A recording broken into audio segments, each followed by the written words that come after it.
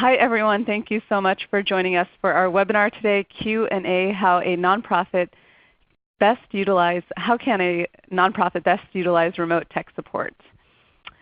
Before we get started, I just want to go over a few housekeeping items. So all callers will be muted. If you have questions throughout the webinar, you should see a chat box on the left-hand side of your screen. If you lose your internet connection, try refreshing your browser using the link that was emailed to you earlier. If you have to drop off early or if you want to watch the webinar again, we'll be hosting the webinar on our website at techsoup.org/community/events-webinars.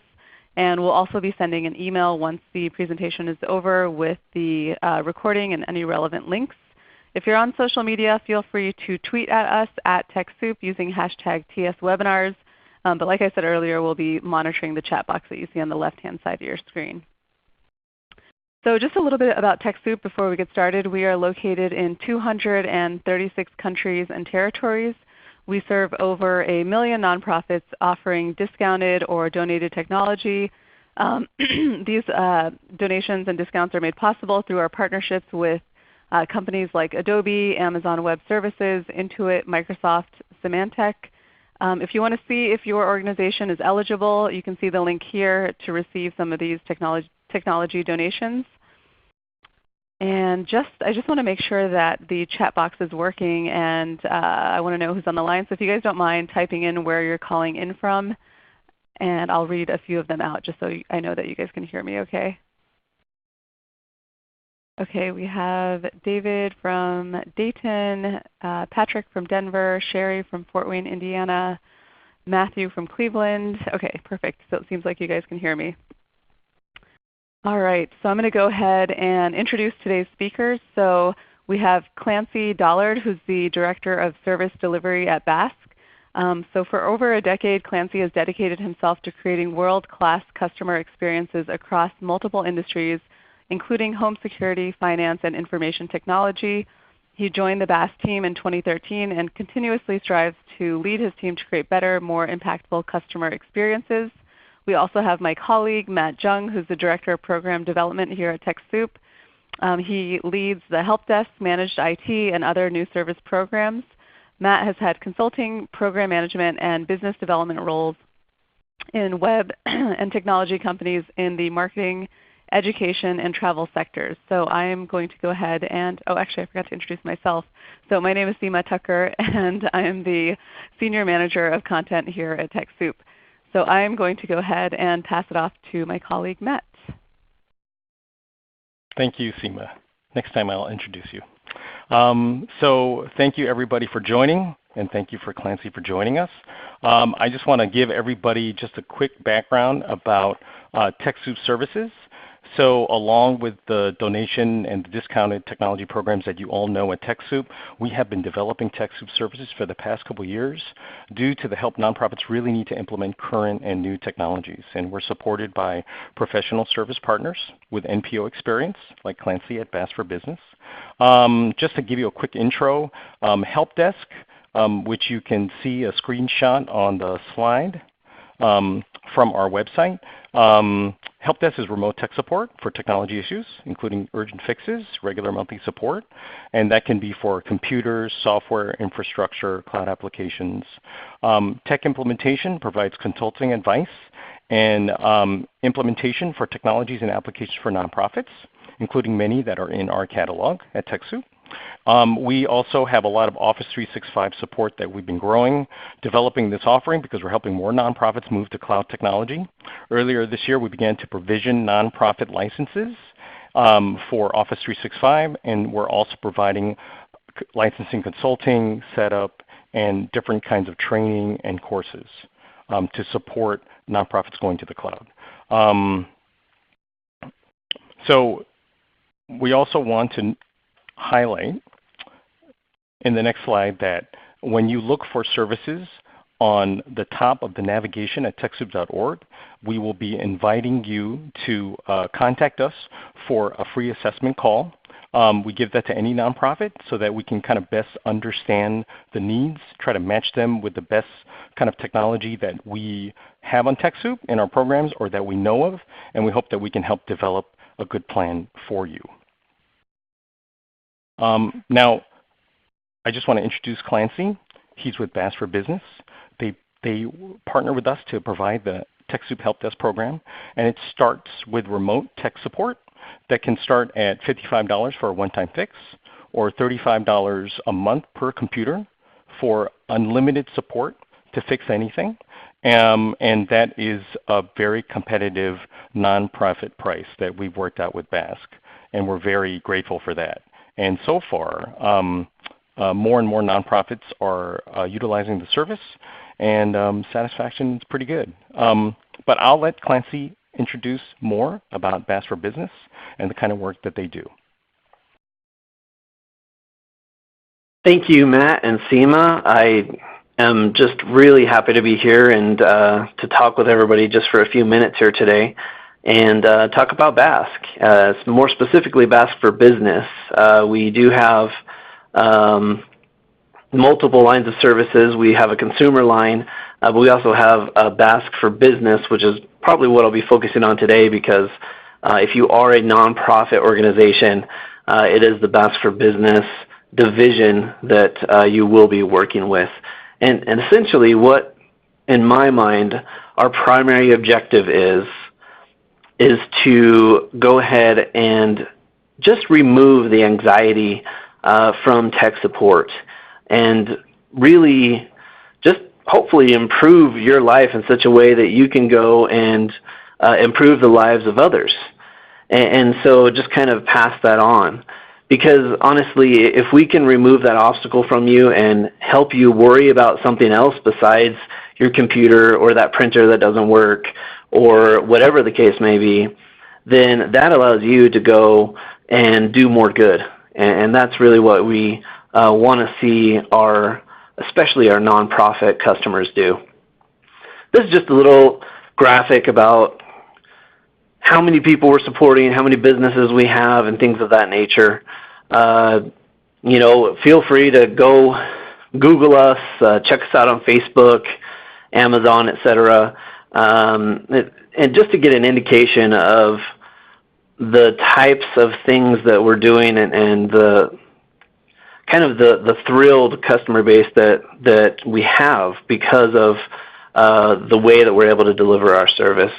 So if you have any questions on that, let me know. But just go out there and see what's out on the web. And I think the comments of our current customers kind of speak for themselves.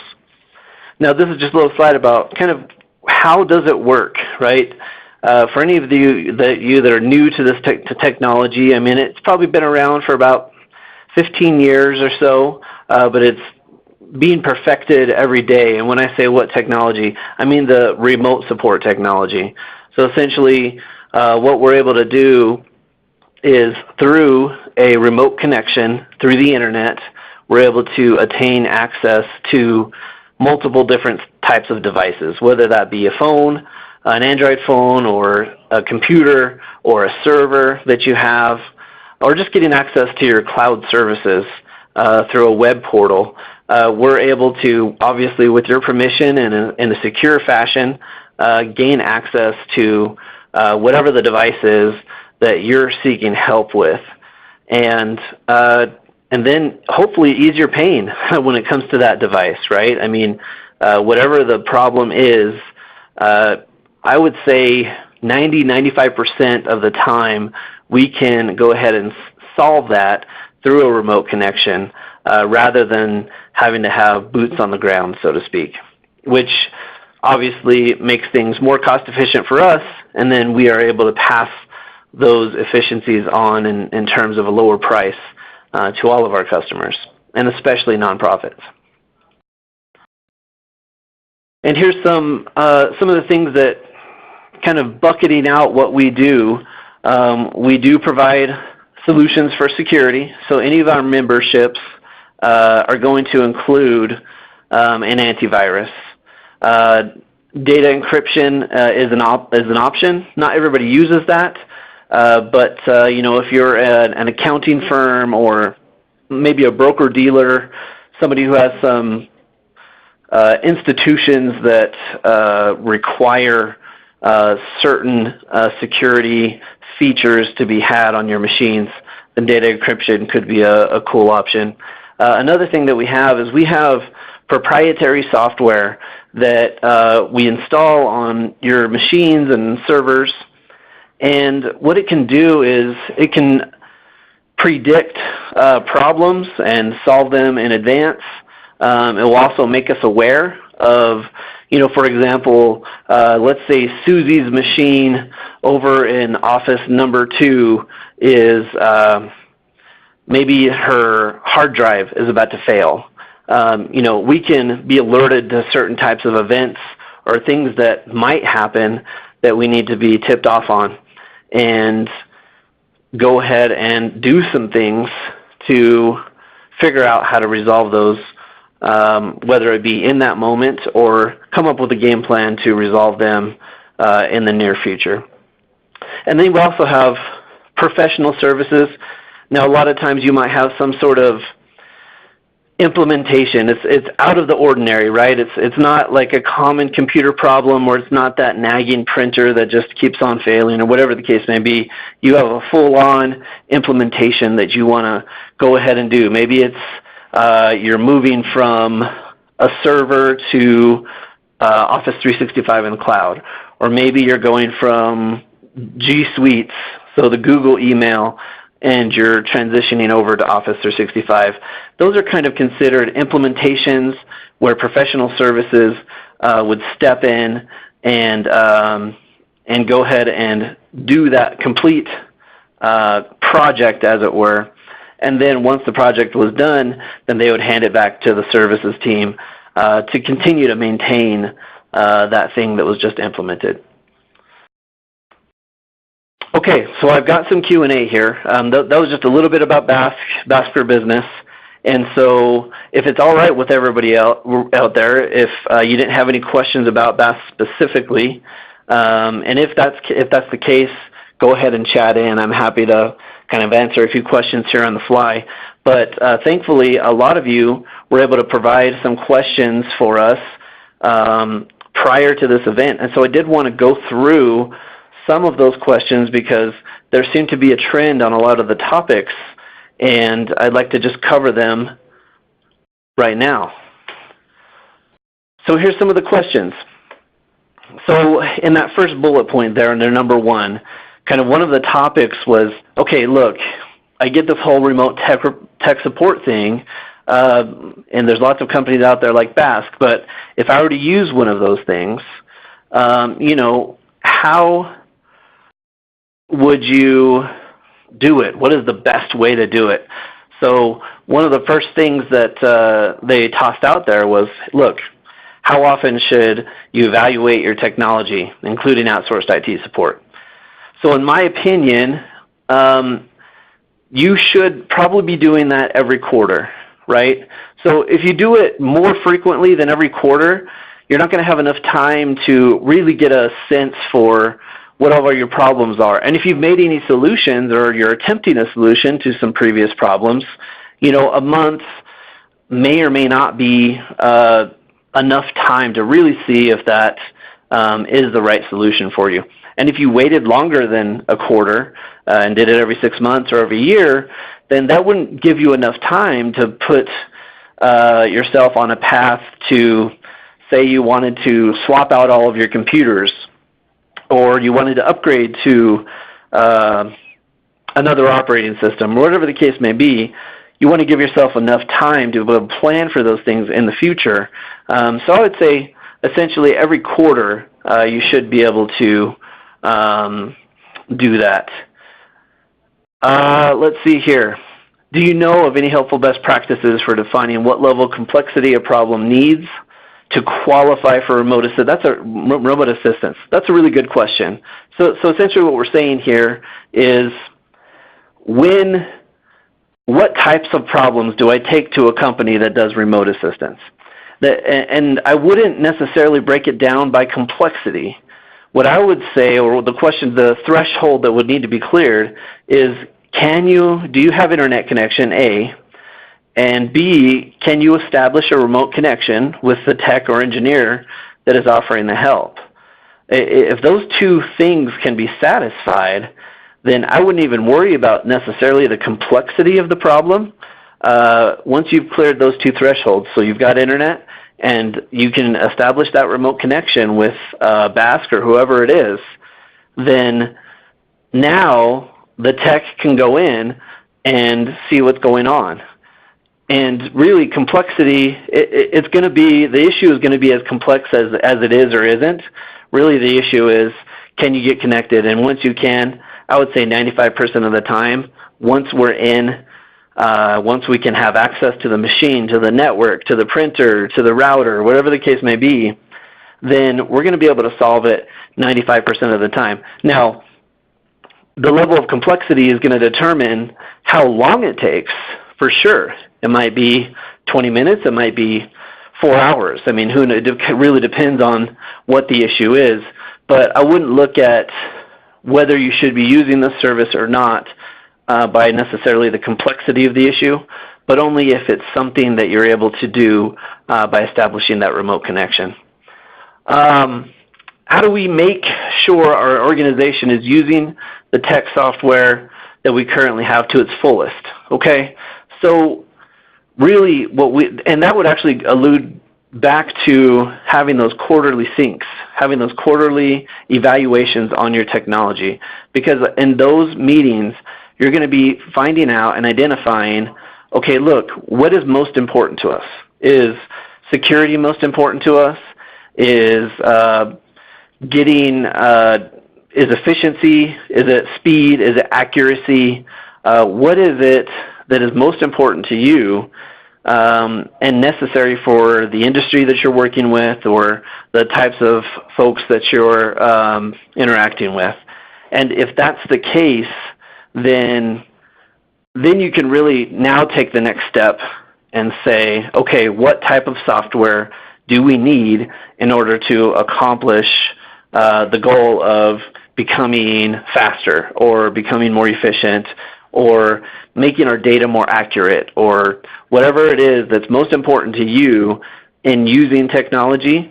And then we can really carve a path to identifying exactly what you need there.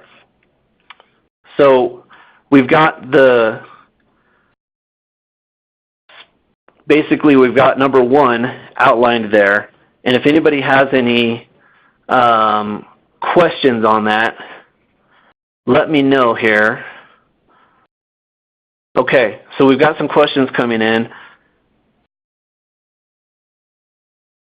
So we've got somebody here. Wayne has a virtual office, 30 users, and he says he doesn't need desktop support, but does need Office 365 support. So that's an interesting one, right? And the way I would answer that is it ongoing support, or is it just kind of a one-time thing, one-time event where once you were set up the way you wanted to be set up, you could kind of run with it?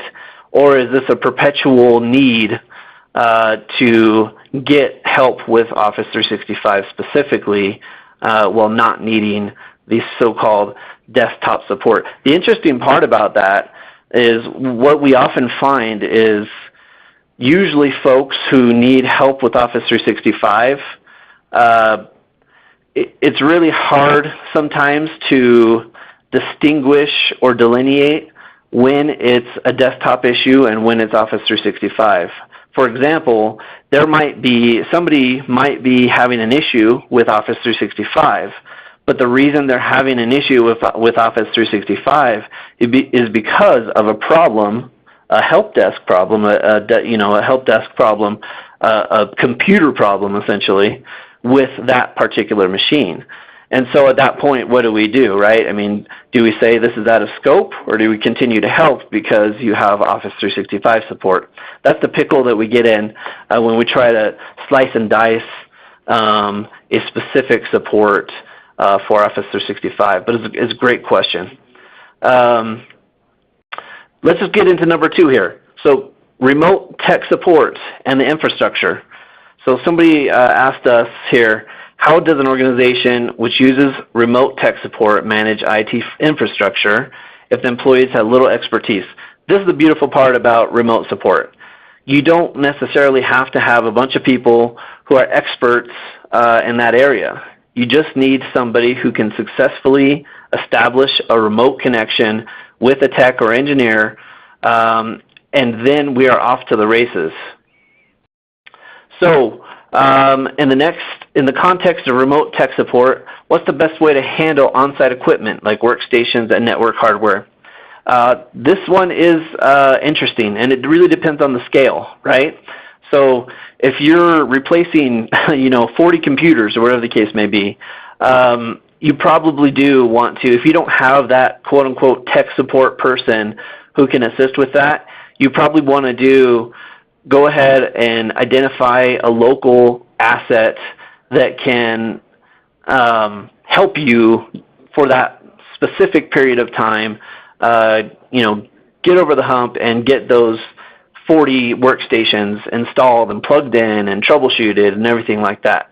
If we're just talking onesie twosies, we could easily have one of our BASC technicians and engineers frequently walk people through, as long as they can be good eyes and ears for us, walk people through what to do in terms of connecting things, unplugging things, where to put things, all that good stuff. So it really depends on the scale on that one. How can I use remote tech support when my infrastructure needs updated first? That's a good one. But again, like I said, the threshold is internet connection and being able to establish the connection with the remote tech. As long as you can do that, we can help with most of the things that you have. Is there a way that I can do the physical installation and remote IT setup with routers, printers, etc.? So yes, short answer is yes. You can, as long as you have somebody who can successfully make the connections, plug things in where they need to be plugged in, all that good stuff, you can then let a remote technician onto your network through a computer or a server or whatever the case may be, and then they can now go ahead and set it up. They can create all of the configurations and settings and everything that needs to happen that way. Let's go on to number 3 here.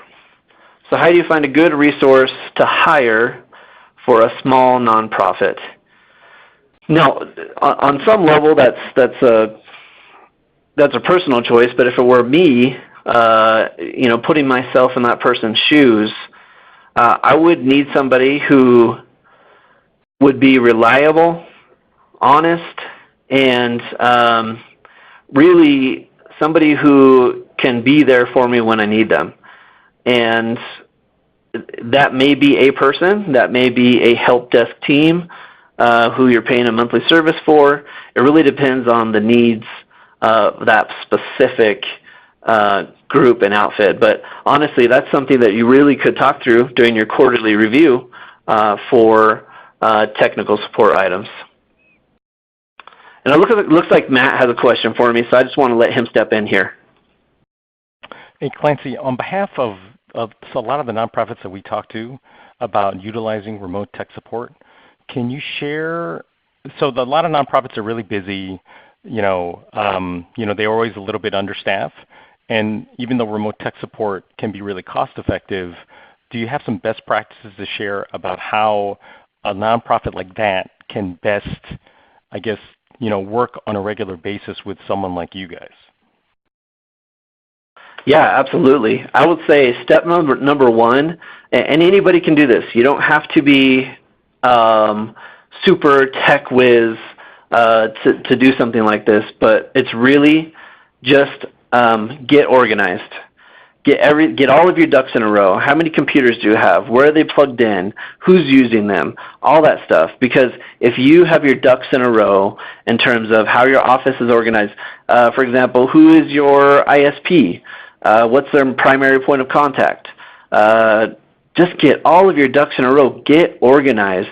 Because then, in order for a tech support company like us to help you best, knowing this information is going to fast track any sort of solutions and resolutions to problems we might have. So if there was one thing that we wish more people would do in assisting them, is having answers to our questions to fast track solutions to the problem. So get organized, and that's I guess easier said than done, but it doesn't require technical expertise to do that. All right, so let's take a look at this. Just want to take a look at number 4. A lot of people are asking about Office 365 and having some trouble implementing it. Is there a resource out there that's cost efficient to go ahead and help with an Office 365 implementation? The short answer is yes.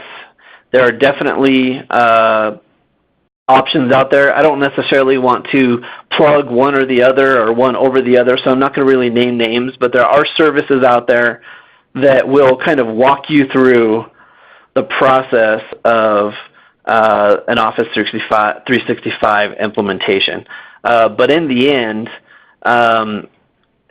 depending on how much help you need and how much technical assets you have specifically at your organization to help with that, it might be best to assume that there's going to be some sort of cost factored in to the implementation, such as a company like Bass for Business, because you're invariably going to run into something that maybe for a Basque engineer takes 5 minutes, but it would take you an hour to figure out. And maybe you have that hour, and that's fine, but maybe you don't.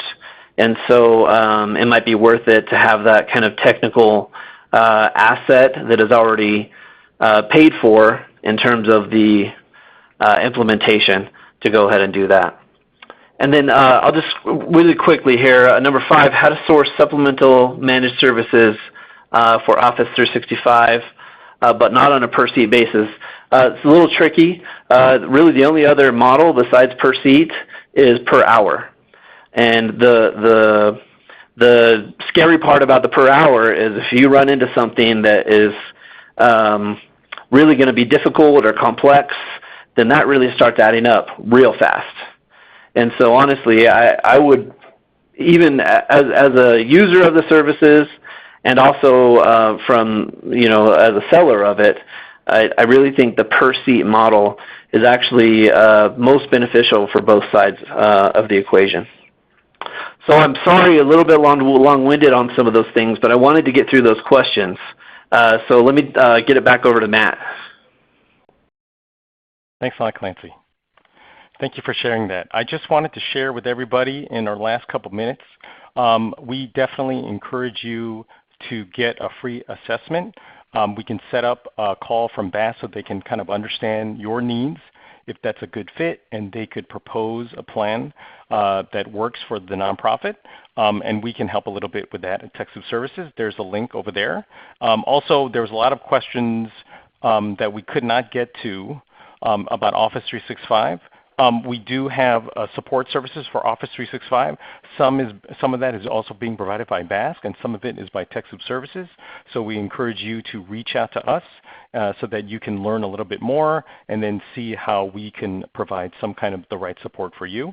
And if you have any questions about anything that was talked about, you can also email me at mjung@techsoup.org.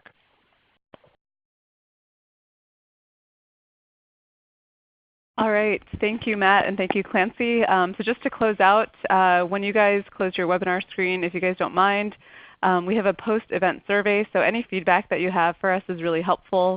We're going to be doing these Q&A style webinars more frequently. So any feedback that you have, we'll make sure to incorporate that when we're planning for our next webinars.